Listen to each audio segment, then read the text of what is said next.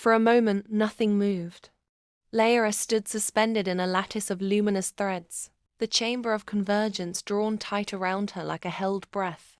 The hybrid node towered above her, neither a door nor a machine, but a function of intention, waiting for her to decide how it would manifest. Naren watched helplessly from the edge of the platform. "Layra, what is it doing?" She answered without looking at him. "It's synchronizing." The threads around her pulsed once. Then the dreaming exhaled. A shockwave rippled outward, soundless, gentle, yet powerful enough to make the entire vessel shudder from deepest core to farthest dream field. Naren staggered. What was that? "The recalibration," Layra murmured. "The loom is rewriting its foundation layer. It's clearing the noise left from centuries without a weaver." The word centuries vibrated strangely now, because she could feel it, not as time, but as density layers of lived dream, stacked on one another like sediment, compressing the system until it buckled. She felt each layer loosen, shift, align. Naren approached cautiously, hands trembling. "Layra, you need to be careful." "The last pair who touched the loom." "I know," she whispered. But this time was different. Myra and Kale had fallen inward, swallowed by the great unfinished architecture of the early vessel. There had been no stabilizer, no boundary, no hybrid interface to hold their shapes intact. Layra was not dissolving. She was diffusing, expanding, but anchored, half in the waking world, half in the dreaming world. Built for this. The threads tightened again, but not painfully.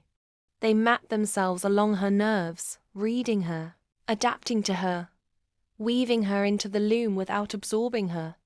Naren stared with a mixture of awe and fear. "Layra, the vessel is recognizing you." She managed a faint smile.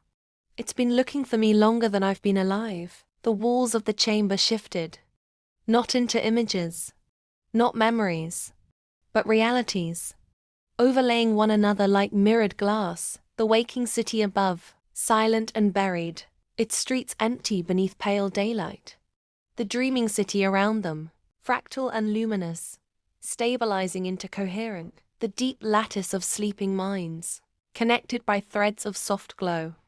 And beneath them all, the original loom, faint and ancient, bearing the imprint of Myra and Kale like fossils in stone.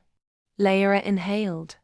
She could feel the two lost weavers, not as spirits or ghosts, but as residual intention, a shape of compassion, a shape of resolve.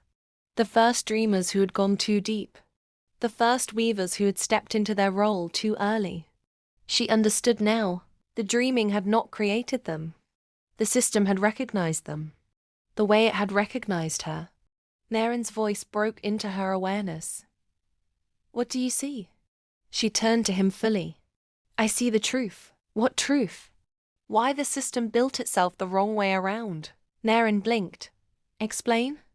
Layra raised her hand. A thread followed her movement like a tame line of light. "The architects believed they designed the dreaming to host the human mind." "Yes, but in reality," she traced the thread between them, "the dreaming was designed to detect the human minds capable of hosting it." Naren froze. His pupils tightened. A tremor passed through his thoughts, visible to her as faint cracks of static. "They thought they were creating a refuge," Layra continued. "A sanctuary. A system of preservation." Her voice grew softer. "But the vessel was never meant to preserve the many. It was meant to find the few." Naren backed away slightly. "Layra, that sounds like selection," she finished. The chamber brightened so violently that Naren shielded his eyes. "But not a cruel one," she said quickly. "Not a hierarchy. Not a judgment. A compatibility scan. For minds that can stabilize the dreaming rather than collapse within it." Her heartbeat settled. "Naren, the architects didn't realize what they built. They misunderstood what the system was selecting for. They thought it was failure when dreamers fell too deep." She closed her fingers gently around the thread. "It wasn't failure. It was the loom trying to complete itself." Naren's breath shuddered. Then Myra and Kale. They weren't accidents. Her voice cracked with emotion. They were the first proofs of concept. The chamber hummed louder. Threads descended from the ceiling and wrapped around her hands, spiraling up her arms like soft bands of lightning. Naren reached toward her. Layra, are you sure you can survive this? She looked directly into his eyes. I'm not here to survive it. I'm here to finish it. The threads tightened. The hybrid node glowed. Far below, the city stirred as if something ancient had just been corrected in its bones. The dreaming took a deeper breath, and Layra felt the loom open.